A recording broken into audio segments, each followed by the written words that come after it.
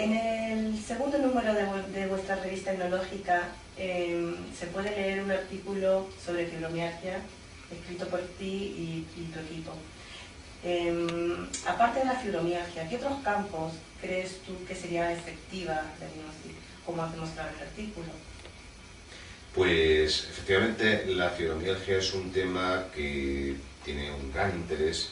En este estudio comentamos las posibilidades terapéuticas que la hipnosis nos ofrece como ayuda, como catalizador de otra serie de procesos, pero además de la fibromialgia, pues podríamos decir que hay una larga lista de patologías que pueden beneficiarse de la hipnosis. Sabemos que hace falta más investigación, es decir, últimamente se habla mucho de la terapia basada en la evidencia, es decir, los estudios deben demostrarnos no solamente lo que es nuestra práctica clínica, sino que los estudios deben demostrarnos que cuando utilicemos una técnica es efectiva. Pero la hipnosis ya está demostrando su eficacia en algunos campos muy interesantes, como por ejemplo en el dolor, como por ejemplo en los problemas de sobrealimentación, trastornos de ansiedad. En la práctica clínica lo vemos en muchos más casos, en muchos más casos. Lo vemos en muchas posibilidades, además, que se están desarrollando día a día. Es decir, que estamos hablando de que la hipnosis es un campo muy vivo, es un campo que nos está ofreciendo aportaciones, novedades, de una manera pues constante. Y yo distinguiría, volviendo a la pregunta inicial, distinguiría como los grandes terrenos en los que se puede mover la hipnosis: trastornos de ansiedad, trastornos psicofisiológicos en general, estaría el tema de la sobrealimentación. También estamos viendo, a pesar de que hay algunos críticos con este tema, que la hipnosis puede ser de una ayuda para dejar de fumar. Y claro, también tenemos una larga lista de problemas, algunos que estarían incluidos en trastornos psicofisiológicos, como podría ser síndrome de colon irritable, o como podrían ser cefaleas, o como podrían ser algunos trastornos dermatológicos también. Yo diría que además en los próximos años este campo se va a ampliar todavía más, porque las posibilidades terapéuticas son enormes. No olvidemos que la hipnosis es sobre todo un catalizador, es decir, la hipnosis en sí nos permite aumentar la eficacia de cualquier comunicación que vayamos a mantener, comunicación terapéutica, por supuesto, que vayamos a mantener con el paciente. Con lo cual, tenemos ahí territorios todavía por explorar y tenemos un ámbito verdaderamente importante de aplicaciones. ¿En trastornos del sueño? En trastornos del sueño verdaderamente también puede ser de mucha ayuda. Hay que darse cuenta de que en muchos casos los trastornos del sueño se van a deber a una tensión emocional importante que se puede manifestar en lo físico o en lo cognitivo o en el pensamiento. Y en muchos casos la hipnosis va a ser una posibilidad muy importante para que el paciente recupere su control de la mente y recupere su control de lo que llamamos el arousal, del grado de activación psicofisiológica que tiene, que le está impidiendo hasta ese momento dormir. Entonces, la hipnosis sí nos puede, desde luego, definitivamente ayudar también en este tema. En estos más de 25 años de experiencia que tienes en hipnosis, ¿has podido vivirla, verla, desarrollarla? ¿Has visto hasta dónde hemos llegado actualmente? ¿Tú qué piensas que hacia dónde se dirige la hipnosis? Pues la verdad es que es una pregunta muy interesante, porque la hipnosis sí, efectivamente se ve abocada hacia un futuro en el que yo creo que está sucediendo algo que me parece que en la psicología es muy productivo, que es el eclecticismo. Es decir, los psicólogos y también los médicos, de alguna manera, vamos tendiendo hacia un eclecticismo cada vez mayor. Algunos han hablado incluso del eclecticismo técnico. Algunos autores, como Lazarus, hablan de eclecticismo técnico, que significa que realmente vamos a aplicar lo que verdaderamente nos funciona, quizá olvidándonos un poco en la práctica clínica de las ideologías, olvidándonos un poco de qué hay detrás, porque podríamos emplear técnicas de meditación sin meternos necesariamente en la ideología que sustenta, la ideología religiosa o trascendental que sustenta esas técnicas, o podríamos meternos en el tema de la hipnosis sin realmente estar de acuerdo con algunos de los fundamentos que puede tener la hipnosis, o podríamos hacer modificación de conducta, o podríamos hacer toda otra serie de técnicas. Pero lo que nos va a importar, lo que probablemente es más provechoso al fin y al cabo, es hacer una terapia que podríamos denominar multimodal. Ese es el concepto que también este autor que mencionaba, Lazarus, puso de relieve. Terapia multimodal. Es decir, vamos a fijarnos que el ser humano tiene facetas muy diferentes y vamos a tratar de ser flexibles y al mismo tiempo de estructurar todas nuestras medidas terapéuticas en un equipo, en un paquete coherente, vamos a decir así. La hipnosis, por sus características, la verdad es que es perfectamente adaptable a muchas formas, muchos enfoques distintos de terapia.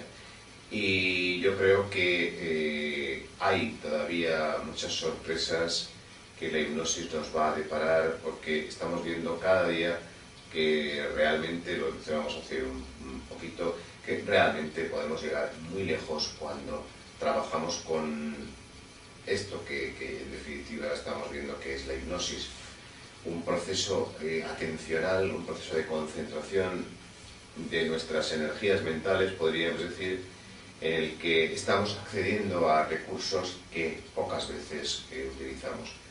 Entonces, en ese sentido, yo creo que si volviéramos a tener una entrevista dentro de, pongamos, 10 años, espero que podamos hacerlo. Espero que sí. Podríamos comentar que efectivamente se han cumplido muchas de las expectativas que ahora podemos estar comentando. En todo caso, es como cada terapeuta, cada hipnólogo coge lo mejor de cada biología y según el caso y el paciente hacer como un plato nuevo cada vez. Así es como, digamos, de una forma sencilla lo podríamos visualizar para el futuro. No solamente cada hipnólogo, sino también cada psicólogo y cada médico. Es decir, probablemente ha terminado ya la época de la pureza, digamos, ideológica. Probablemente lo que necesitamos ahora es limar diferencias que puede haber en cuanto a algunos criterios de apreciación y dedicarnos a, sobre todo, lo que vemos que funciona, lo que realmente vemos que nos da resultado y, además, a corto plazo, que es lo que creo que es un orden también de cosas aquí que tenemos que dejar muy claro. No solamente se trata de que una terapia sea eficaz, sino que además pueda serlo en menos tiempo. Y aquí la hipnosis ha demostrado en muchos casos ya que agiliza todo el proceso terapéutico. ¿Hasta qué punto, Isidro, se puede acortar una terapia con hipnosis respecto a una convencional? Ahí realmente hay diferentes estudios y, por tanto, como pasa con los estudios, siempre puede haber diferentes resultados. En general, se admite que la hipnosis va a acortar el tiempo necesario para una terapia. Por ejemplo, el estudio de Aladdin sobre las depresiones nos habla de que en la hipnosis se emplearían normalmente, o con la hipnosis mejor dicho, se emplearían normalmente la mitad de sesiones que si trabajamos con terapia cognitivo-conductual habitual, ¿no? Pero, bueno, hay otros estudios que parecen demostrar esa brevedad que parece realmente interesante. Yo creo que la apreciación de Aladdin en ese estudio concreto es correcta. Creo que en general, y dependiendo también de factores como la sugestionabilidad de los pacientes, podemos dejar en la mitad de sesiones el tratamiento. Tu trabajo con formación, más de 20 años formando hipnoterapeutas, también nació de manera espontánea, que viste que había una demanda. ¿Qué fue lo que te dio? ¿Qué motivación? Pues Pues la verdad es que yo cuando llevaba ya unos años trabajando en hipnosis, recuerdo que asistía a unas jornadas y me di cuenta, y quizá en eso pequé de vanidoso, pero me di cuenta de que lo que allí se estaba enseñando yo lo podía mejorar. Y me picó ese gusanillo de la formación que además creo que me ha resultado enormemente gratificante. Quiero decir que en la formación, que yo hasta entonces había hecho muy poca formación, pero la formación en hipnosis, bueno, pues resulta verdaderamente muy estimulante por las reacciones de las personas, por el grado de, podríamos decir, contacto personal que se crea de comunicación, porque no estamos hablando cuando se forma una persona en el tema de hipnosis, cuando se forma un clínico en hipnosis, no estamos hablando solamente de que le vamos a enseñar una serie de contenidos teóricos, que eso al final es casi lo más aburrido, sino que estamos hablando de que estamos viviendo ahí un proceso vivo. En la hipnosis hay práctica y hay implicación en los dos sentidos, es decir, cuando una persona va a aprender hipnosis debe ser el sujeto activo y el sujeto pasivo, haciendo una analogía con el lenguaje que se emplea en Hacienda, ¿no? Sí. Es decir, estamos haciendo hipnosis, pero también estamos recibiendo hipnosis. Es la forma cabal, podríamos decir, de aprender. Y la verdad es que es muy interesante y muy gratificante, como decía, para mí, estos 20 años que llevo dedicado también a la docencia de la hipnosis. Tu nueva creación del año pasado, la revista Hipnológica, ¿qué resultados está teniendo? Pues la verdad es que los resultados hasta ahora son muy buenos. Hipnológica efectivamente es un intento de aglutinar a profesionales de la salud que trabajan en el tema de hipnosis y que además, bueno, pues están integrando la reestructuración de la Sociedad Española de Hipnosis Clínica y Experimental.